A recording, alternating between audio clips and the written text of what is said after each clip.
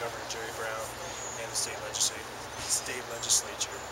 We have a few individuals here to speak today. We have Deborah Rieger, who's the Vice Chair of State Peace and Freedom Party. We have John Rieger, who's President of the local chapter of Veterans for Peace. We have Cindy Sheehan, whose son Casey died in Iraq, and she is the National Director of Peace in the Action and host of Cindy Sheehan's soapbox. We'll take some questions after you guys. Cindy, would you like to begin? Hi, I'm Cindy Sheehan, CINDYSHEEHAN. Please pardon the sunglasses. I have allergy eyes. I think we all know about allergies here in Sacramento Valley. So anyway, first of all, I want to clarify that we are separate from the California Teachers Association. However, we are in solidarity with most of their demands. We feel that education should be fully funded, that teachers and students shouldn't have to pay the price for the horrible economy that's a result of our war economy.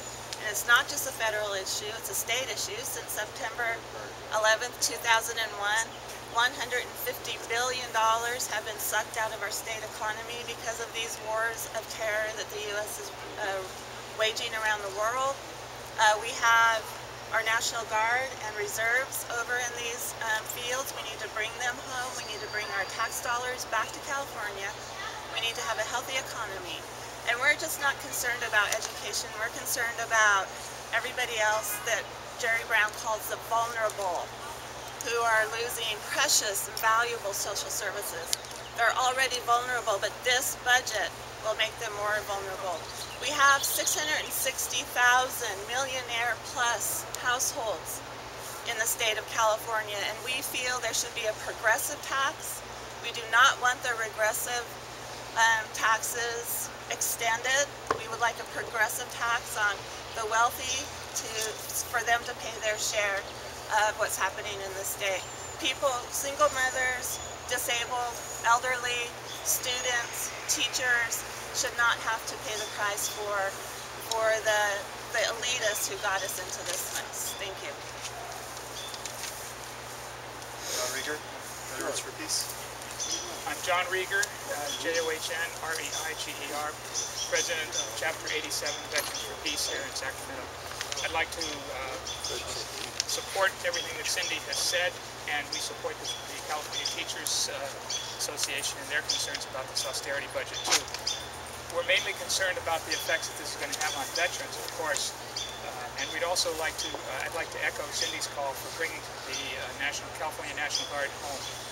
We need them here. We don't need them suffering and fighting in foreign countries. Thank you very much.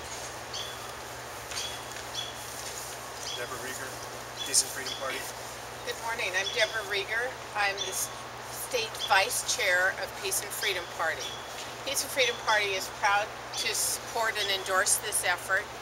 We very firmly believe that the budget should not be balanced on the backs of the poor and schools and people who need health care, or on the backs of state employees. We believe there should be a fair budget where people pay their fair shares of taxes. But by cutting social programs that are much needed, we're cutting things that people need desperately to get by. By cutting education, we're really mortgaging our own future, because the kids that are growing up now are the people that will be voting and paying taxes and making decisions as we all age. And we need an educated future.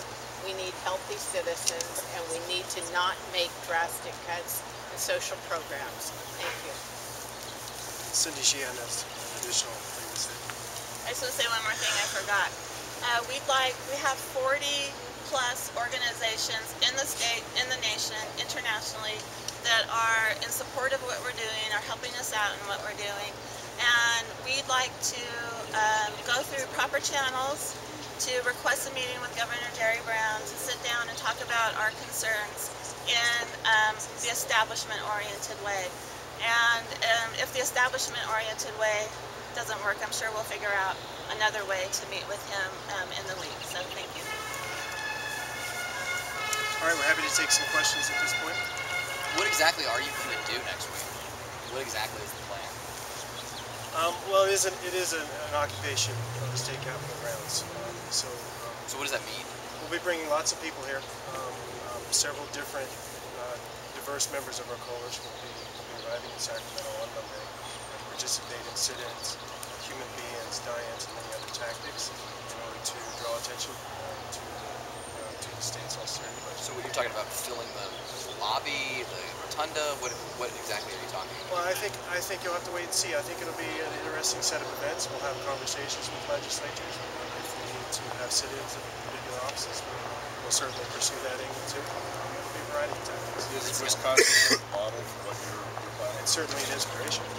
Cindy, you want to comment on that? Well, yes, Wisconsin, of course, is a good model, but the thing is, I'm not certain of our numbers because Governor Scott Walker attacked people who were already organized, and they came out to say, we don't want any more taken away from us, but Governor Brown is attacking the vulnerable.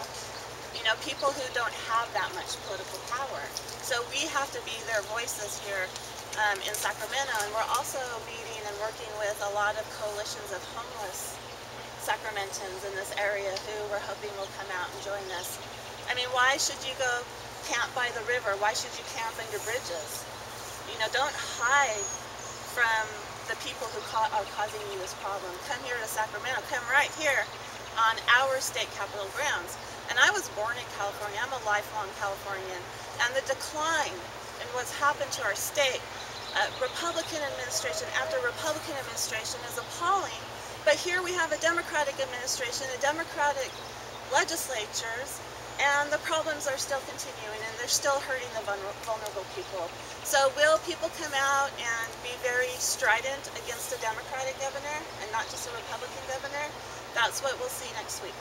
So Cindy, you mentioned that this is not part of the CTA campaign, but so why did you choose next week to do it? To piggyback on the coverage that you're anticipating? No, actually, it was totally a coincidence. We started, there's a coalition, part of us in Solidarity started a march from San Francisco on the 1st, planning to be here. They're going to do a big march across the causeway on Mother's Day, planning to be here on the 9th. So when we planned this, we also found out that the California Teachers Association was doing something. And we're here in solidarity. We're not here to try and harm their efforts. When you're talking about occupation, does that mean that you won't be leaving? You'll be camping on the grounds overnight, that type of thing, or at least try to? And have you talked to the CHP about that? And if I mean, are you? Well, we actually, that's what we're going to try to do, and we've done it successfully in other places of the country, Crawford, Texas, Washington, D.C. So that's our plan, and we'll see. We have been communicating with law enforcement liaisons for this, but you know, we feel that we're just exercising our rights as Americans and Californians to be here. You think you can avoid being arrested? I don't know. I can't answer that. I'm willing to. I'm willing to. To be arrested, or? I'm willing to be arrested. Yes, if that's what it's going to take. I've never been arrested in California before. That'd be a new experience. I hope it doesn't happen. It's not comfortable to be arrested, but I'm willing to do that. And so this is a week. We're talking Monday through Friday? We're talking as long as we can sustain it. As long as it can be sustained. And hopefully it'll call enough attention to the problems that we're having here. And the problems of California can't be isolated from the problems of the federal government. And obviously we also want Governor Jerry Brown to be on the vanguard of the 50 state governors saying it's time to end these irresponsible wars. We were just at the Vietnam War Memorial, the name after name after name, and I come here 40 years and see my son's name on an Iraq War Memorial. No, it has to stop now. And can I ask you a question off that subject? What was your reaction when Osama bin Laden's death was announced? I think that there's as many unanswered questions about that as there is about 9/11. So any other questions? Thank you. Thank you everybody for coming out. We'll see you next week. Hey guys, before you